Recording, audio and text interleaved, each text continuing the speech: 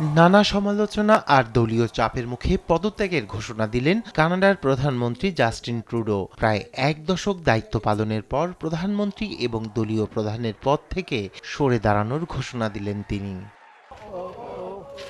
স্থানীয় সময় সোমবার অটোয়ায় এক সংবাদ সম্মেলনে ট্রুডো জানান, ক্ষমতাসীন দলের নতুন নেতা নির্বাচিত না হওয়া পর্যন্ত প্রধানমন্ত্রী হিসেবে থাকবেন তিনি। পরিবারের সদস্যদের সঙ্গে দীর্ঘ আলোচনার পর পদত্যাগের সিদ্ধান্ত নিয়েছেন ট্রুডো। তার সফলতার পিছনে পরিবারের ভূমিকা রয়েছে বলেও উল্লেখ করেন তিনি। I intend to resign as party leader, as prime minister.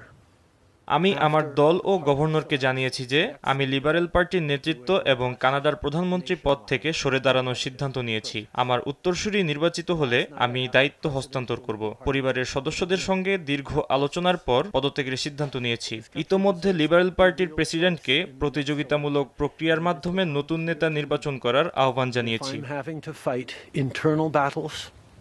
তবে এই প্রক্রিয়া কয়েকদিনের মধ্যে শেষ হতে পারে, আবার কয়েক মাসও লাগতে পারে। তৃতীয় মেয়াদে প্রধানমন্ত্রীর দায়িত্ব পালন করে চলা ট্রুডো বলেন, দেশীয় ও আন্তর্জাতিক অঙ্গনে এই জটিল সময়ে দেশকে সঠিক পথে পরিচালিত করার জন্য পার্লামেন্টে একটি নতুন সূচনা দরকার।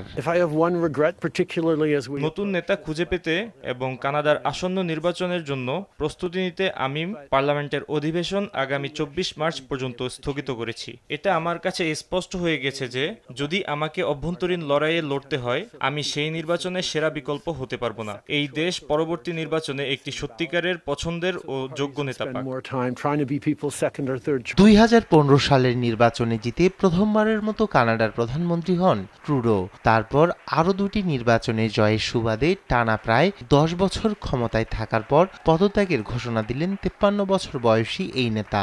দেশটিতে একটানা সবচেয়ে বেশি দিন প্রধানমন্ত্রীর পদে থাকার রেকর্ডটি ট্রুডোর দখলে। জনপ্রিয়তার দিক থেকেও পূর্বসূরীদের তুলনায় অনেক এগিয়ে ছিলেন তিনি। পদত্যাগের জন্য বিরোধীদের পাশাপাশি নিজ দলের মধ্য থেকেও ট্রুডোর ওপর চাপ বাড়ছিল।